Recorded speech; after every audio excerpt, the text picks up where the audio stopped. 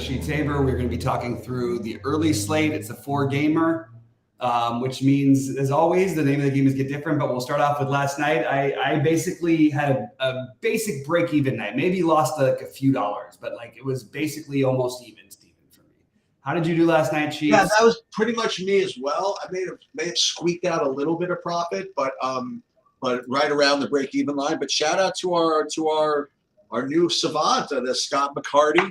Yeah, who's listen, he's been listening and learning and developing his skills and results are piling on. He's hasn't quite gotten that big one yet, but he's right around the top. Mm-hmm. And that's all you can do is put yourself in a position to win. So good on him. It's a good testament to paying attention and to using the tools available, plus your own noodle and noggin, and good on him. So it's always really good to see. Yeah, big shout out to Scott. He's a great guy, and he's doing really well. So hopefully it can continue for him as well. Yeah. So for the big, it was a big news, whatever. But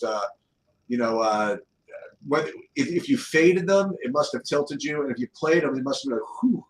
But like Arizona went to like a ninth inning with like 2 runs or something, and then they put up 5 in the top of the ninth to basically, I don't say get there, but like got there enough that like if you faded them, you didn't smash, and if you played them, you probably broke even pretty much. Right. So I didn't play them at all, so I was a little. That must have been that was. You didn't realize it, but that was probably pretty tilting. You probably cost you a little bit there. Yeah. How did the Dodgers end up doing at the end of the night? I missed it. It was not a good Dodger night, but they scored 6 runs. Like it wasn't like a bad night. It was just like not quite maybe the way that you'd want it, but it happens.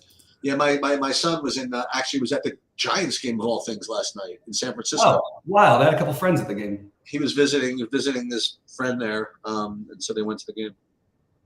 Yeah, that's wild. That's funny. I had a group of friends who I saw a bunch of pictures from last night. So, let's go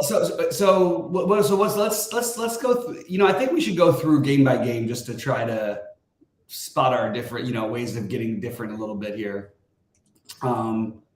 First up, do you have the Minnesota one or the other one? Yeah, I guess I could start Detroit, Minnesota. I happen to be incredibly biased in this one. Not really, I'm biased. I happen to have seen the last Olsen versus Minnesota game, and he was good. I just have to say, he was really good. And he's right back at 7,700 against the same team. I find it difficult to not play him. And then you have Maeda, who is going to be the most popular pitcher on the slate at 9,900. Don't play him with Arizona. That's the best I could describe it. And if you play him with somebody else. But I happen to like Olsen here. And as far as the hitting goes, I mean, we're going game by game, but you have to kind of, figure out. You have to put the whole slate in context here because you do have Arizona and Colorado again that kind of lay over the field. So you have to figure out if these are 2 of the teams that you kind of want to get to. And in my first run and attempt at it, I was not getting too much of this at all. Like I would be getting to like very, very little Minnesota, Detroit. So for me, it would be Olsen, and obviously Maeda is a good play, but I would not be getting the hitting actually. But I would say, I'll throw this out there to you, that on a 4-game slate, if Maeda is going to be popular, maybe Detroit isn't the worst idea in the world. Yeah, like I think playing both of these sides is there's 2 games to target in my opinion that are your ways to get different, and this is one of them. Using the hitting in this game, I do like both pitchers for what it's worth considering the nature of the slate, but I don't see why Maeda should be so much more owned than Olsen. I think that both of these lineups you have huge upside against, but you've got really cheap bats against guys who are it's good hitting conditions. It's sort of side winds, but it's 20 miles an hour wind. It's 82 degrees in Minnesota, and I would like to get to pieces of it. I mean, you have Wallner, who I feel like every time I play this guy, he hits a home run. And including yesterday, I played him. He was probably my 3rd highest owned player, and he's 2,400 batting 5th, and just for some reason seems to keep hitting home runs. So Wallner would be my favorite. Kepler. Um, you've got Polanco and Lewis. The whole top five are all cheap enough to where you can justify it, but there's no Correa. It's not the strongest lineup for Minnesota. And on the Detroit side, I think you'd look at like Baду as being probably just the value play. But Riley Green and Torkelson's got power. I think getting a mix of these guys, and I just think like again, there is just absolutely no reason to stack. I mean, I understand the correlation thing, but this is the kind of slate where I really don't think you should be worried too much about stacking. Yeah, maybe get some 3-3s or 3-2-2s or something like that. Get like some correlation, but I don't think you need to worry too much about stacking. Nor do I need to think you need to worry about pitchers with your own hitter. And that's pretty much where I'm at today. I do want to get pieces of the Minnesota side, especially, but I think that the low ownership of the Detroit side is a little too appealing for me to totally pass up. So you're going to see such massive chalk in the Arizona Colorado game that I really want to try to make the main teams I play elsewhere. And these are two of the ones I'm still considering right now. So I'm just gonna have to decide how far I want to go with this. But I do think these are both these offenses playing whether it's pieces or a full stack if you want to go that way is viable. I prefer Minnesota slightly over Detroit, but I have no problem if you just wanted to say, hey, you know what? Let's just get leverage and stack against Maeda. So that's you're going to hear on 4-game slates is all the problems are usually going to make a little bit of sense for most of the games, and that's how I feel about this one. But I do like the hitting, and I would try to I would go out of my way to prioritize this game and the San Francisco game for hitting specifically. Before we go on, I mean, we have to talk about this. I totally forgot about this. At the end of last the late afternoon slate preview, the two bets that I put in yesterday. Oh yeah. Yeah. The first one lost. I had Cincinnati against. I think they lost. They were down 3-0 in the ninth. Yeah, they lost. Yeah. And then I played Tucker to get a home run plus 450. Oh, 450. Yeah. Plus 450, which cash, so 180 cash for like 880 or something like that. So given out and played live right on the stream. So yeah, that was awesome. We're gonna have to continue to gamble on stupid stuff like that. Absolutely. I love that. Yep. And it was funny because when I was thinking about like how I did yesterday, I knew that my account sort of went up, and but then I don't remember really winning too much in DraftKings. And then I just realized that it was because of the sports bet. Yeah. Oh, that's funny. All right, let's move on. Yeah, so I'll jump. Yeah, I'll go jump real quick on the Pittsburgh, New York. I was initially going to hopefully target this game. I didn't know, like it's not like the weather's like the thing about games in New York for the Mets. It's not a great hitter's park, and I was sort of hoping to get a little bit of a boost from something. And it's 77 degrees. There's a little wind blowing in. It's nothing dramatic either way. But I think I'm going to come away from my original idea, which was to try to play Pittsburgh. These are obviously the other games you got to consider because, again, anything but Colorado and Arizona. But I actually think both pitchers are extremely viable to me. I kind of like the idea of using a lower-owned Oviedo a little bit more than McGill. But I have some nerves about that as well. He has been much, much better than McGill, and McGill's getting like his fantasy projection. Has he hit that number like once this year? Anyway, I'm just a little bit lower on the offenses than I was originally, and I think they're going to have some ownership. If I had to pick any bats from this game, it would be Alonso, Lindor, Alvarez, Endy Rodriguez, Brian Reynolds, and Sawinski would be my 6th favorite. But I think that like Brian Hayes is fine. I just personally would rather go with the Minnesota-Detroit game and Tampa Bay-San Francisco game to get maximum low ownership, and I don't see these teams as being any better off. You mentioned projections here. I just want to, talk about on a slate like this what those look like. Like for on my sheets here, like I have Kenta Maeda with the top projection at like 18, and then everybody except for Gomber is within like a point of each other at like 12. You know what I mean? Like it's so it's just a little ridiculous. It's like you really want to play pitchers on the slate which are either low owned or have just more upside. Because we remember these are median projections. So of all those guys, if you could just find the guy you think is going to get the most strikeouts, probably in pretty decent shape. I currently am kind of with the chalk here in that I have McGill as my top owned guy right now, and I didn't think Oviedo was going to be the low owned one. I thought people would play him for some reason. But maybe I mean, they're still going to play him, but it's just yeah, low is relative. Yeah. yeah. And listen. I'll get a little bit of the Mets and the Pirates because I'm probably gonna either X out Arizona or play very very little of them. So I'm just gonna end up getting to some of these. So that's just the way that's gonna be. I agree with you. As we get to that game, I prefer that Tampa game for sure. But when I'm playing multiple lineups, I'm certain and committing to very little Arizona. I mean, there's no way I'm going to let this game go off and me not have it. You know what I mean? So Yeah. so that's where I'm at. Gotcha. Do you want to start off the Colorado game? Yeah.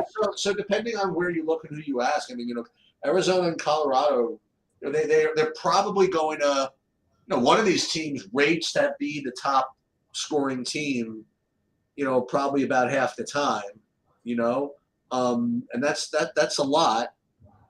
But considering how much people are going to play these guys, I really think that if you ran the slate like a trillion times, that Arizona and Colorado would both be negative EV in the long run. I just really believe that, considering the way baseball variance works. Yeah. So I'm gonna overplay that hand a little bit by playing very very little of Arizona or Colorado. I am probably going to get a lineup or two with Gomber just for funsies. Mm-hmm. Just like I said, because all those other guys have like projections of like 10. Gomber has one of like 7 or 8. But you know what I mean? Like one strikeout for him versus one home run for the other guy. You know what I mean? Like Gomber can outscore any of those other, cheapos, Mm-hmm. and that you're getting max leverage if that works out, So I'll probably get a little of that. Obviously, I'm not playing him in my big buy or anything like that, but I'll get a little of that. I didn't quite get to the Ciccone though. I don't know what that really is. You could explain that to me. That's probably it. Yeah, one thing that's interesting about Gomber is they seem to pull back his pitches, and I don't really understand why. It's really interesting if you look at his game log. I'll pull that up here. Actually. Just because I think there's this impression that he just gets hit and hammered all the time. He does give up a lot of home runs, but so going back, he's given up 4 runs in 4 runs or more in 2 of his last 11 starts. Okay, I'm just looking for reasons to fade a guy anyway. You know what I mean? Well, I'll give it to you another way. How about this? Since we're looking at game logs, may as well. So let's look at just as his starts at home, right? Where he's supposed to get tattooed. I actually don't think you should do that because he's a guy who actually pitches. What is it? His numbers, I think, last year they were better at home. This year they're a slight bit worse, I guess. Well, so what I'm looking at though, because this game is at home, but I'm looking. Okay, his last game against San Diego, 14 fantasy points. We'll take. The game before that, home against. I wasn't approaching it from that angle. I was approaching it from the hitting angle. Oh, okay. I wasn't trying to make a proposal for pitching. I'm just saying that he's put up decent games. I mean, yeah. But it is weird though. Like when he's going along well, like to pull him after 78 pitches with 2 earned runs. You know what I mean? Or no earned runs, you pull him 69 after 69 pitches. He was dominating St. Louis. I just am trying to figure out, I'm just trying to find excuses to try to go against the chalk. So I will definitely be below the field on Arizona. I don't mind them as a 2-man or something like that, but I probably won't even. Maybe I'll get to a 3-man if I was playing like a San Francisco and Pittsburgh stack or something. But I do think that if you're going to play them, Corbin Carroll and Kyle Lewis for 2 very different reasons seem like the 2 plays I would gravitate towards the most, just because Carroll is their best hitter, and even in a lefty matchup, I still like him quite a bit. And then you've got Kyle Lewis at 2,700, assuming that he's in the lineup today. We don't have a lineup yet still as of when we came on, but assuming that he's in the lineup, he's 2,700. He probably does get yanked after Gomber is gone, but depends on the score, of course. And then my favorite bats from the Colorado side are going to be McMahon and Tovar. And I do think that if I had to pick a side today, I think I might actually be just as inclined to go with Colorado. Don't love that Elias Diaz is not in the lineup. He would have been my favorite, but or Blackman. So I would probably just keep it to McMahon or Tovar, maybe Nolan Jones. Those would be my three favorites if I had to pick Colorado guys. But I'm trying to keep it to two of these guys. I don't mind like my first build, my second build was a 4-2-2 with San Francisco, Colorado, and Arizona, but San Francisco with the 4, because they're just going to all be sub 10% owned. And so that's the way I'm treating this game is pieces, not necessarily nothing full stack for me. Even if I was playing 100 lineups, I don't think I'd full stack at either of these teams once. All right, so I guess I'll start with Tampa and the Tampa game, and then you could wrap up, and then then I'll do a build. Again, this is not analytics. This is not anything. This is not my sheets or whatever it is, because I mentioned everybody projects whatever. But to me, Aaron Savali at 9,400 is like a miscarriage of justice. You know what I mean? I'm not doing that. Well, I think we have to adjust something. So the reason why they changed all the pricing for the pitchers is because there's an absurd, like I said, like there always is this time of year, an beyond absurd amount of value after the trade deadline. And then you get September call-ups. So because of that, their way of correcting it. So really you should look at Savali at 9,400. 9,400 should be looked at as like 7,700. Well, funny that you put it that way.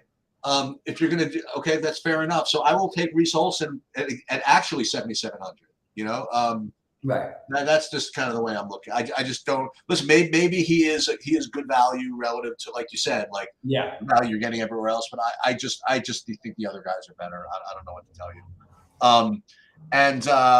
As you kind of alluded to, basically throughout this whole presentation, Tampa is the very natural pivot off of Arizona. Again, this.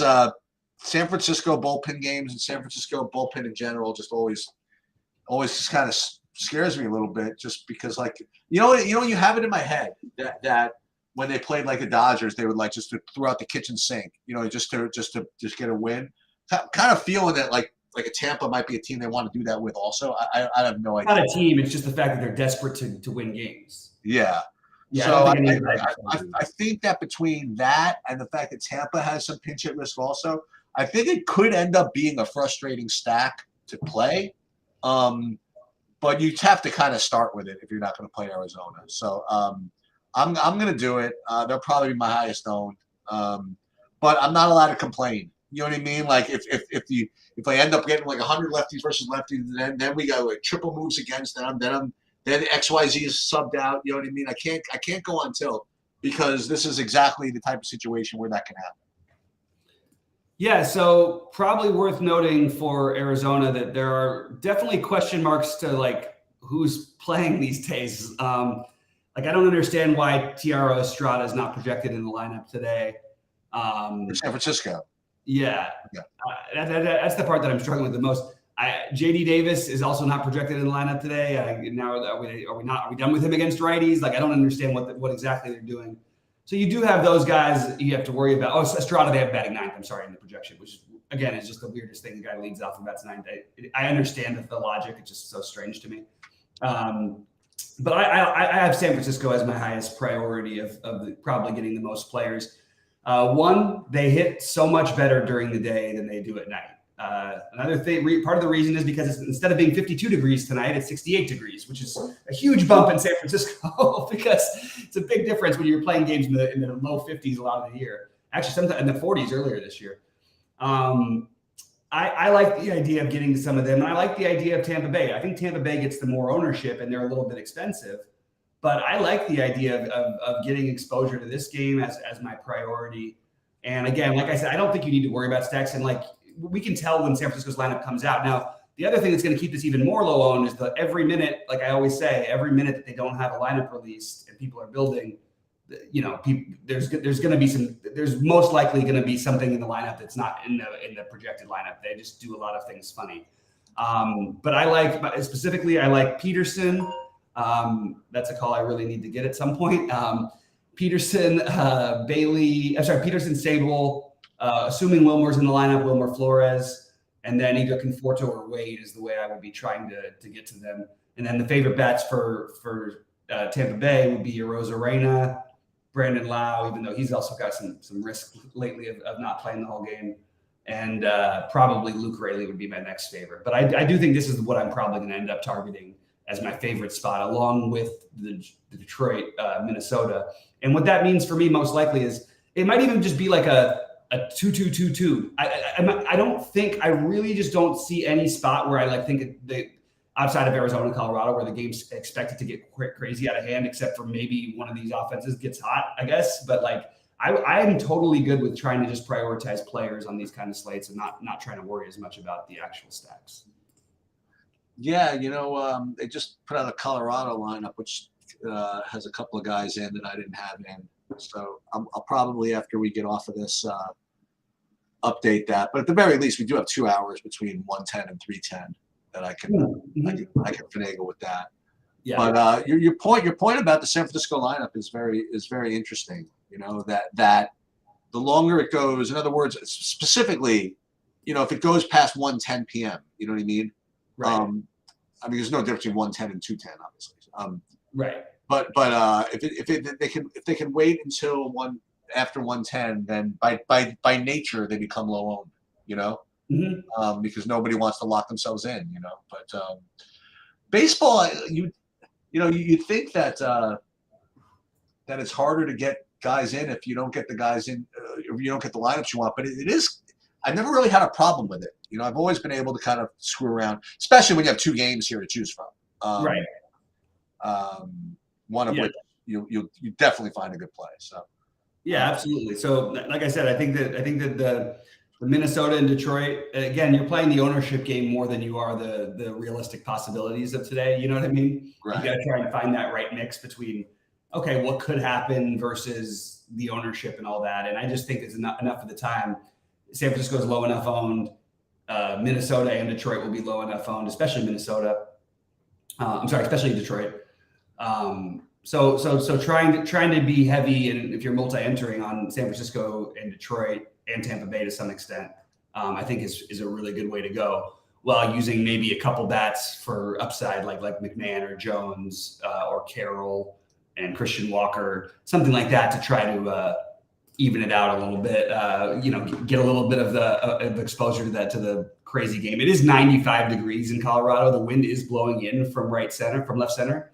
At 11 miles an hour, but it's really hot, and those games tend to overperform, not underperform usually when it's that kind of heat. So I do want exposure to that game, but that's what I'm looking at is maybe like again, I have some. I'm gonna consider some 2-2-2-2s, and I'm gonna consider some 3-3-2s with like maybe two Rockies or Diamondbacks with Minnesota and San Francisco or something. I just think getting off the board is the best hope you have here.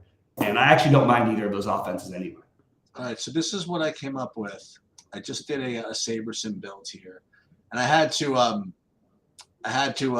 manually change the Colorado guys. I gave them the SaberSim projection.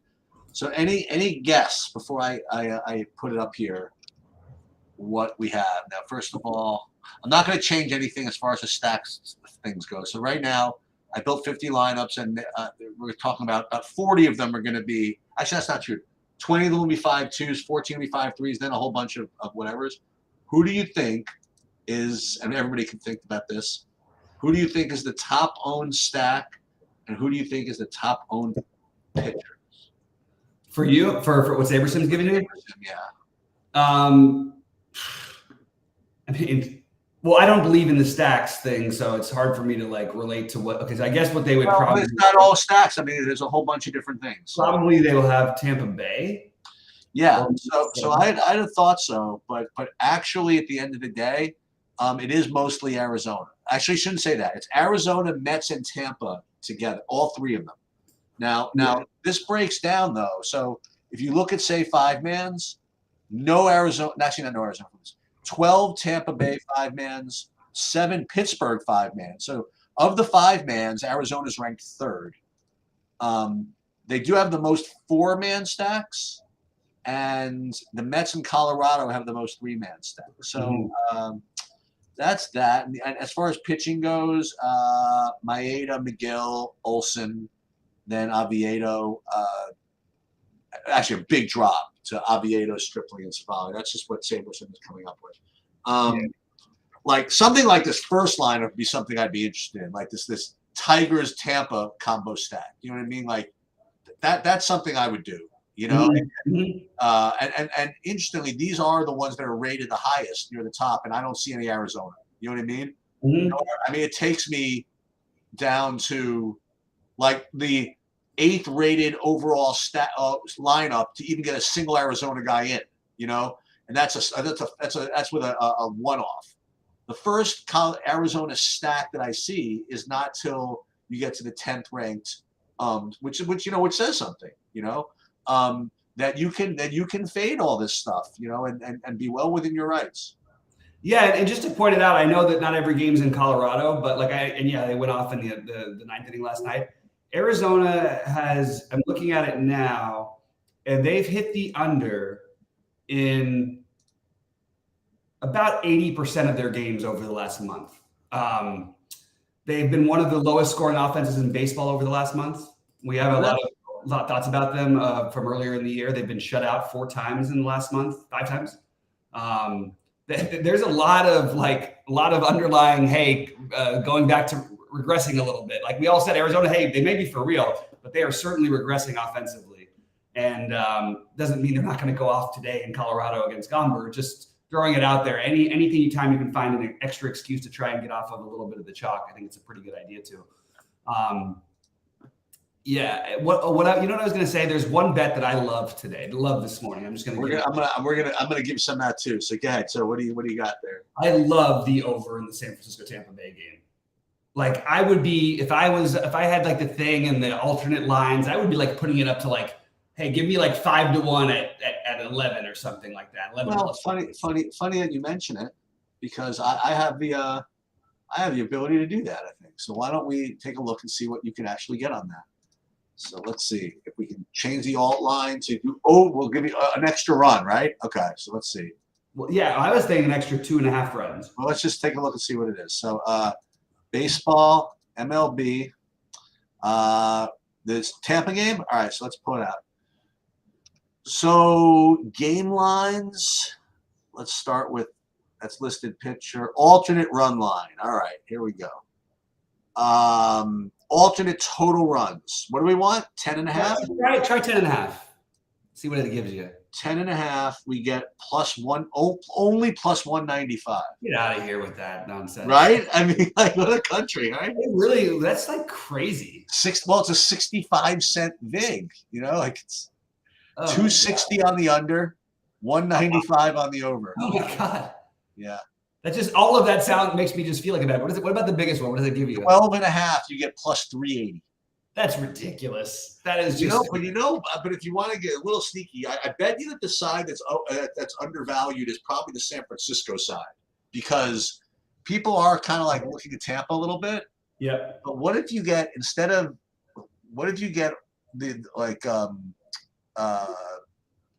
San Francisco? Oh, that's not total runs. No, that's not what that is. Alternate run line. No, it's not that. Yeah, I don't know. All right, so let me see if I can give something out here. Just to take a look at it. Oh, this looks pretty juicy. I might just try this, but hold on before I get there. No, nothing in that game. Boy, oh boy, they're really asking for it here. No, I'm not doing that. San Francisco, not doing that. Just the regular over on that one, no. Just the over 8.5. I have it 8 actually. Oh my God! But what's it at? Minus what? I was looking minus 118. Minus 118. Oh, that's like really good. No, this is what we're gonna do. I can't take the Tigers because last time these guys played, Olsen just shut them down, so I can't do that. But I will. You know what? I'm going to have to pass this slate. But you know what? You like the over. Well, we're going to just do that. I like the overs, and for what it's worth, I like Minnesota's over too. I think both Minnesota and the Giants over get That's there. what we're gonna do. Over 8. Wow, who wants a freaking push? We got to do some alternate thing, right? Well, you can't really though, because you can make it 8.5. Is it going to be the same? Yeah. No. You got a better line.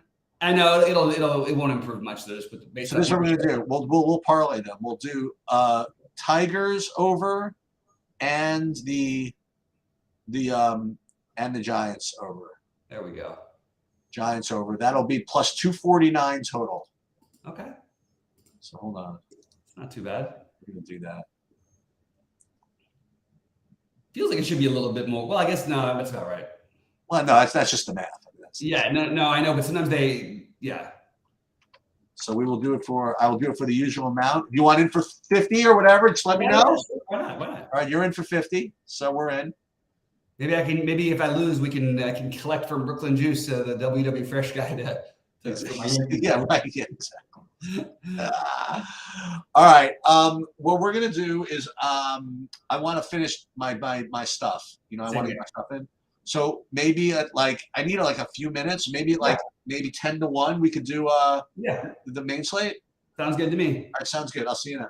All right. Good luck, guys. Oh wait, Clay Davis is asking. Oops. What? I'm good. No. I just stopped sharing the screen. I'm fine. Oh, he asked if you will hand build for the early, but I don't know. I think you've already built. Phil, you know what? Sure. Let's do one. There you go. Just for fun. So let's pull up.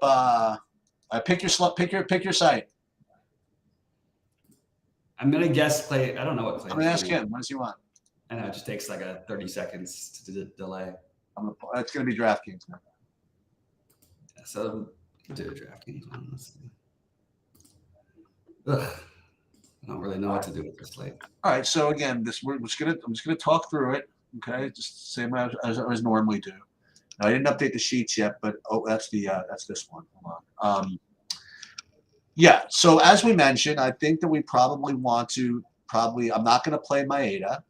So I think based on what we said, I think we're going to go with Oviedo as the lower owned of those guys, and I think even McGill will probably be a little bit too chalky. So we'll go with Olsen, right? So now it's a question of which stack we want to play, and the funny thing is, we were talking about the Tampa game. I didn't even imagine that you were going to bring up Tampa. I thought San Francisco. I thought we were both just going to say, okay, Tampa is what it is. I mean, you spend a lot more time on San Francisco. So that's what I think I'm going to probably do here is take the San Francisco side. Now I have no idea who's playing. Mm-hmm. That is the problem. But I presume that Peterson is going to get a start. Yep. I presume that Conforto is going to get a start. Yep. If Flores starts, that's good news, right? Let's see who I have actually. Actually, I don't even have my stack sheet up. Who's projected starting here? We're gonna. So you say we don't even know if Estrada is going to play, right? Well, no, he's projected to bat 9th. That's what I had there. Well, I don't want him batting 9th. JD Davis.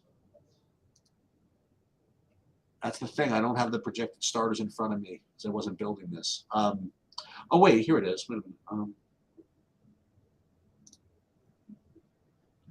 Early. Is that this one? Is that early? No, that's late.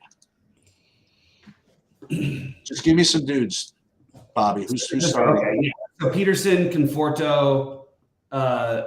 We don't know about Wilmer Flores, but either Wilmer Flores or Lamont Wade, they're the same price basically at first base. Yep. And then either Bailey or Sable at catcher would be my favorite spots. Yep. So we're not exactly sure who's going to start. By the way, your screen isn't being shaved right now. Sure. Oh. Let's see. Sorry. No worries.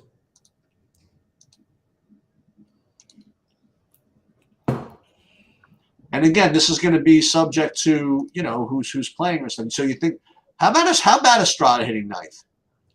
Yeah, fine. If you're playing 5, I'm just not playing 5. And he may end up leading off by the end of the time. By the time we get the lineup out, so I don't know. And since we're not playing any of the Arizonas, You know what we can do? We could just game stack this whole thing since we're betting the over anyway, right? Yeah. We get all these guys. We can get them all in with very little problems, right?